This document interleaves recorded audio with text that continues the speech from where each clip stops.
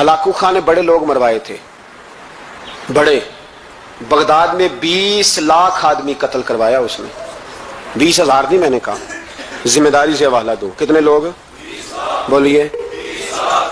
16 لاکھ آدمی اس نے تلوار سے مروایا۔ لوگوں نے نا زیر زمین تہ خانے کھودنے شروع کر دیے، 4 لاکھ آدمی تہ خانوں میں چھپ گیا اور چن چن کے مسلمان مارتا تھا۔ جب ہلاکو کو کسی نے بتایا نا 4 لاکھ بندے چھپ گئے، اس نے نہروں کے بند توڑوا دیے، دریاؤں کے بند توڑوا دیے، پانی زیر زمین چلا گیا، 4 لاکھ آدمی ڈوب کے مر گیا، 20 لاکھ آدمی مروایا۔ ایک دن ایک علاقے میں گھوم رہا تھا، لیمو کھانے کا بڑا شوقین تھا، بازار میں گیا تو ایک لیمو خریدا۔ اس نے دیکھا کہ بازار میں بوڑھے بچے جوان خریداری کر رہے ہیں، تو کہنے لگا ابھی بھی اتنے مسلمان زندہ ہیں، بناؤ ان کی لائنیں، قتل کرنا ہے۔ 3 لائنیں بن گئی، ایک بوڑھا آدمی بھی لائن میں آ گیا، لیمو کھا رہا ہے، اس کو ہلکا ہلکا چوستا ہے، گھوڑے میں بیٹھا ہے، قتل کرا رہا ہے لوگوں کو۔ ایک بابا جی پہلی صف میں تھے، جب پہلی صف قتل ہونے لگی، بابا جی پچھلی صف میں دوڑ کے ہو گئے۔ ہلاکو خان ہنس رہا ہے اس کو دیکھ کے، معاذ اللہ، جب بندہ ہوتا ہے نا کسی منصب پہ پھر وہ مذاق اڑاتا ہے دوسروں کا۔ بابا دوسری صف میں آیا تو ہلاکو خان نے وہ بھی قتل کرائی، تو بابا دوڑ کے تیسری صف میں، آخری صف کے کونے پہ جب بابا کھڑا ہو گیا نا تو سارے بندے مر گئے۔ بابے کو قتل کرنے لگا جلاد، ہلاکو کہنے لگا ٹھہر جا، کہنے لگا بابا تو تیسری صف میں آیا تھا، تیرا کیا خیال تھا بچ جائے گا؟ بابا کہنے لگا خیال نہیں، میرا یقین ہے کہ میں بچ جاؤں گا، میرا شرط یہ ہے کہ یقین ہو اندر، شرط یہ ہے کہ ہنس کے کہنے لگا ہلاکو خان کیسے؟ تو بابا کہنے لگا اگر اللہ چاہے تو بچ سکتا ہوں، اگر اللہ چاہے تو میں، بہت سارے لوگ ہیں ڈاکٹر لکھ کے دے دیتے ہیں نہیں بچے گا، وہ بچ جاتا ہے کیونکہ بچانے والا اللہ ہے، کہا اللہ چاہے تو بچ جاؤں گا۔ تو ہلاکو کہنے لگا کیسے؟ جب ایسے کیا نا، کیسے ایسے کیا نا تو لیمبو ہاتھ سے گر گیا۔ وہ بچے پلیئر نہیں ہوتے، وہ گیند گنتی ہے تو چھلانگ لگا کے پکڑ لیتے، تو بڑا گھوڑ سوار تھا، نیزہ باز تھا، چھلانگ لگائی لیمبو کیش کرنے کے لیے۔ کیسے تو کیسے بچے؟ یوں ہاتھ گھمایا، لیمبو گرا تو چھلانگ لگائی، نیچے جھکا، جب نیچے جھکا نا تو گر گیا گھوڑے سے، جو پیر تھا وہ گھوڑے کی رکاب میں الجھ گیا، گھوڑا ڈر کے دوڑ گیا۔ جب گھوڑا دوڑا تو زمین پر زور زور سے سر لگنے لگا، سپاہیوں کہتا دوڑو اس کو پکڑو، سپاہی بھی دوڑے پر گھوڑا قابو نہ آیا۔ گھوڑا اس وقت رکا جب نہ اس کا چہرہ پہچانا جاتا تھا، نہ آنکھیں سلامت تھی، نہ ناک سلامت تھی، اس کی کھوپڑی ساری اس طرح چور چور ہو گئی جیسے کسی نے ہتھوڑے کے ساتھ پیسی ہو۔ ہلاکو کی لاش سے خون بہ رہا تھا، بابا ہنس رہا تھا۔ ایک سپاہی کہنے لگا بابا تم کیوں؟ کہنے لگے میں اپنے رب کی قدرتوں پہ مسکرا رہا ہوں۔ کل من علیہ فان ویبقی وجہ ربک ذو الجلال والاکرام۔ کہا میں نے اسے سمجھایا تھا کہ بچانے والا بچا لیا کرتا ہے، تو اس نے مجھے۔ امام مالک بیٹھے تھے ہارون رشید کے پاس، سخت پیاس لگ گئی ہارون رشید کو، اتنی سخت گرمی پیاس، یہ روزہ کھول کے نا کوئی چیز نہ ہو، پانی ہو تھوڑا سا ٹھنڈا سادہ پانی، تو دل کرتا ہے سارے پی جائیں آج۔ حضرت مولا علی نے مثال دی ہے، شیر خدا نے، حضرت علی نے انوکھی بات کرتے، کہتے نا مجھے فلاں جان سے پیارا ہے، تو شیر تھے نا تو شیروں جیسی باتیں کرتے تھے۔ کسی نے پوچھا آپ کو نبی پاک صلی اللہ علیہ وسلم سے کتنا پیار ہے؟ تو فرمانے لگے سخت گرمی سخت پیاس میں جتنا بندے کو ٹھنڈے پانی سے پیار ہوتا ہے مجھے اس سے بھی بڑھ کے اپنے نبی سے پیار ہے صلی اللہ ہو۔ ایسی مثال عطا فرمائی، لوگ وہیں کھڑے ہیں جان سے زیادہ پیار ہیں، فرمایا نہیں، سخت گرمی میں سخت پیاس میں اتنا بندے کو ٹھنڈے پانی سے پیار ہوتا ہے مجھے اس سے زیادہ مصطفیٰ سے پیار ہے۔ یہ مولا علی کا فرمان ہے۔ ہارون رشید کو پیاس لگ گئی تو پانی کچھ دیر سے آیا تو تڑپنے لگا، پانی لاؤ گلا خشک ہو گیا، گھنٹہ ہو گیا، شور کرنے لگا، جلال میں آ گیا، تڑپ، لاتے کیوں نہیں، جلدی کرو۔ جب بندہ گرمی میں آتا ہے نا باہر سے تو پانی دیر سے آیا نا تو دل کرتا ہے کہ وہ ہو سکتا ہے گھر میں کوئی بم بھی پھوڑ دے، تو پانی کو دیر سے آیا ہے پہلے پانی۔ اس لیے سمجھدار خواتین باہر سے جب کوئی آتا ہے تو پہلے پانی لاتی ہے، پانی لاتی ہے، پانی پی لیں جناب۔ تو ہارون رشید تڑپ رہا ہے، امام مالک قریب بیٹھے تھے، خادم کہنے لگا حضور ایک کنواں خشک ہو گیا ہے اور دوسرا آپ کی شیان شان نہیں، پانی صاف نہیں، تو تیسرے سے بندہ لینے گیا ہے، آ رہا ہے۔ بندہ تھوڑی دیر سے آیا تو ہارون رشید بڑا پریشان تھا۔ اب بات امام مالک کر رہے تھے تو وہ نہ توجہ اس کی پانی کی طرف تھی، پیالہ پانی کا اندر داخل ہوا تو ہارون رشید کا دل کرتا تھا کہ اڑ کے پانی کے قریب چلا جاؤ، لپک رہا تھا پانی کی طرف۔ جب پانی آیا اس کو پکڑایا تو امام مالک رحمت اللہ علیہ کہنے لگے بادشاہ ذرا ٹھہر جا، ٹھہر جا، پی لے، نہ آگے ہے نا تیرے قبضے میں ہے، ایک مسئلہ مجھے بتا لے پھر پانی پینا۔ हारून रशीद एक रात पहले ना बड़ी बातें कर रहा था कि मैं हुकूमत सही चला रहा हूँ, मेरे मामलात बड़े अच्छे, अपनी हुकूमत की तारीफें एक रात पहले हो रही। अब जब पानी पीने लगा तो इमाम मालिक उसको रात वाली बात पे उसे समझाना चाह रहे हैं। फरमाने लगे बादशाह रुक जा। रुक गया। आप फरमाने लगे अगर ये पानी मिलता ही ना, पूरे मुल्क में ना मिलता, फिर तुझे पता चलता पूरी दुनिया में नहीं मिल रहा। सोचें आप, अगर पानी खुदा ना खास्ता अगर पानी मिले ही ना, का ना मिलता, पानी को कोई अहमियत तो नहीं ना हम देते, नलका खुला है तो खुला है, और अगर मिले ना तो हमारी बुनियादी जरूरत है पानी, एक कदम ना लोग चल सके। कहा हारून रशीद अगर मिले ही ना, और अगर तुझे लेना पड़े एक प्याला पानी का तो क्या दे के लेगा? कहने लगा मैं अपनी आधी सल्तनत दे दूंगा, आधी हुकूमत और पानी का प्याला ले लूंगा। इमाम साहब फरमाने लगे चल समझ में आ गया, पी ले पानी। उसने पी लिया। तो पिया इस तरह के पानी प्याला मुंह से लगाया तो उतारा तब भी जब खत्म हो गया। तो इमाम साहब फरमाने लगे पी लिया? का पी लिया। फरमाने लगे एक मसला और बता, अब अगर तूने पानी पी लिया तेरा पेशाब बंद हो जाए, ये पानी पीने के बाद फिर पेशाब आना भी जरूरी है, अगर बंद हो जाए तो फिर क्या देगा? तो इमाम साहब की तरफ गौर से देखने, फरमाने लगे सोच के बताना। कहने लगा हुजूर आधी सल्तनत बाकी की भी दे दूंगा। तो इमाम साहब ने रुमाल उठाया, कंधे पे रखा, चलने लगे। कहां जा रहे हो? फरमाने लगे उस बादशाह के पास क्या बैठना जिसकी पूरी सल्तनत की कीमत पानी का एक प्याला है। एक प्याला पानी का अगर ना मिले तो आधी गई, और पेशाब ना आए तो बाकी भी। कहने लगे तू किस सल्तनत की बातें करता है? कुल्लु मन अलैहा। सिकंदर आजम ने 32 साल की उम्र में आधी दुनिया फतह कर ली थी। तो लोग पता क्या कहते थे? ये वो बंदा जिसको तारीख ने ग्रेट का लकब दिया है। लकी नहीं कहते हम, कहते बड़ा लकी है भाई। लोग कहते थे ये मकनातीसी आदमी है, कभी नाकाम हुआ ही नहीं। सिकंदर आजम कभी नाकाम नहीं हुआ। जिस इलाके, और उम्र कितनी भाई, इतनी कम उम्री में इतनी दलेरी, आधी दुनिया फतह कर ली। मुल्तान से गुजर रहा था तो उसे एक तीर लगा।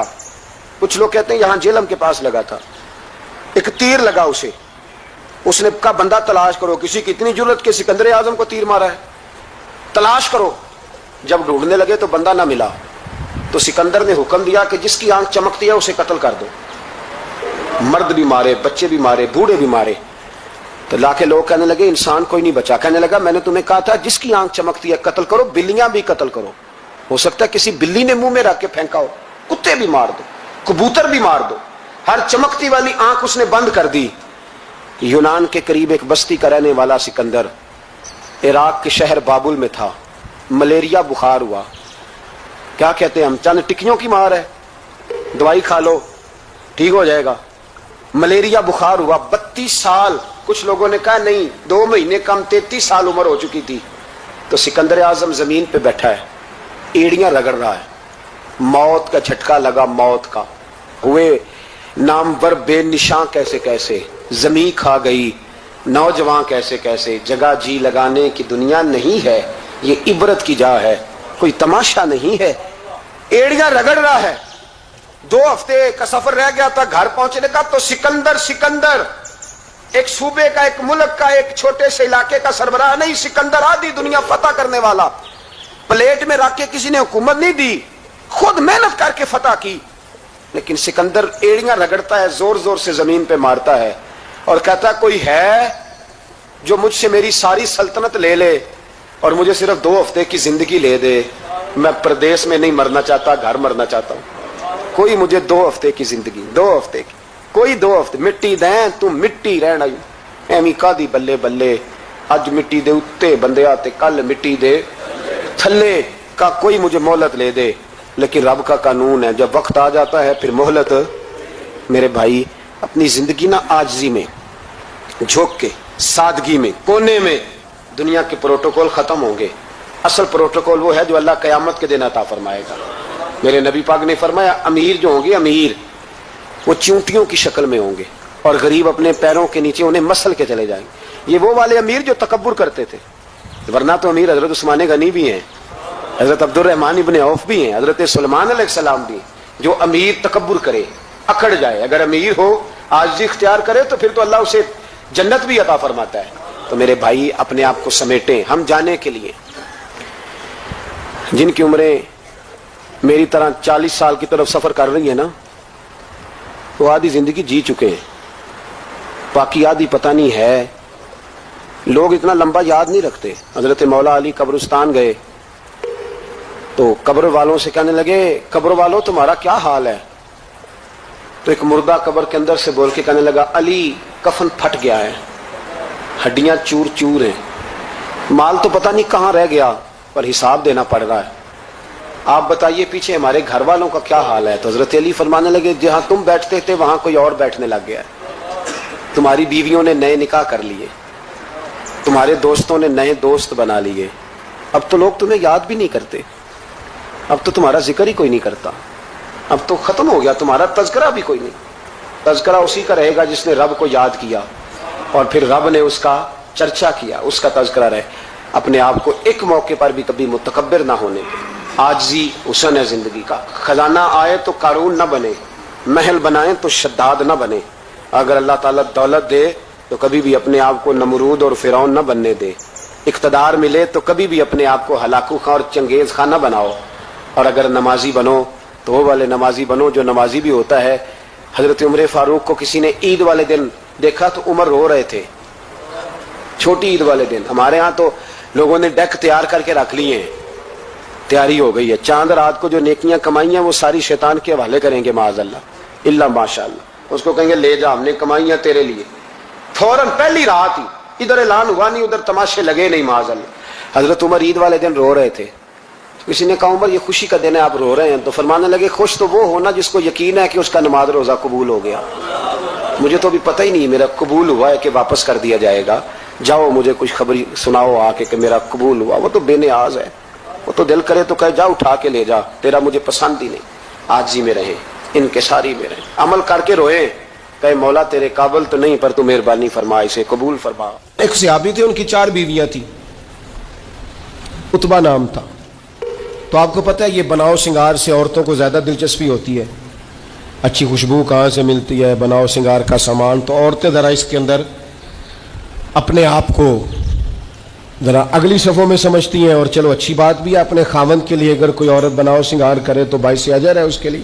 تو وہ 4 بیویاں کہتی ہیں کہ ہم نا ایک سے بڑھ کر ایک خوشبو استعمال کرتی ہیں, لیکن ہمارے شوہر حضرت عتبہ رضی اللہ تعالیٰ عنہ صحابی تھے, ان کو ہم نے کبھی خوشبو لگاتے نہیں دیکھا, اور ان کی خوشبو ہمیشہ ہماری خوشبو پہ غلبہ پا جاتی. تو وہ صحابیات 4 کہتی ہیں کہ ہم ٹٹولتی تھیں, ان کی جیبیں دیکھتی تھی, خوشبو کہاں سے لاتا ہے, پر خوشبو کوئی نہیں, جسم بڑا مہکتا ہے. ہم نے بڑی کوشش کی 4 نے مل کے, 4 بیویاں, سمجھ نہیں آتی تھی. فرماتے ایک دن 4 اکٹھی ہو کے کہنے لگی آج نہ چلو اس بات پہ تو 4 سوکنے اتفاق کرے نا.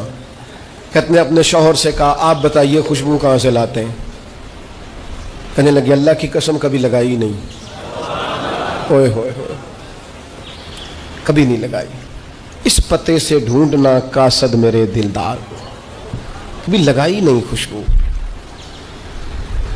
کہا آپ عجیب بات کرتے ہیں, ہم تھک گئی ہیں سالوں سے, ہم لگاتے نہیں, یہ کیسی بات ہے؟ تو فرمانے لگے آؤ نا سنو نا, میرا قصہ تو سنو, میری داستان حسن تو سنو, میرے اوپر جو کرم کی برکھا برسی بس مختصر سی میری کہانی ہے, یہ جو بھی ہے ان کی مہربانی ہے.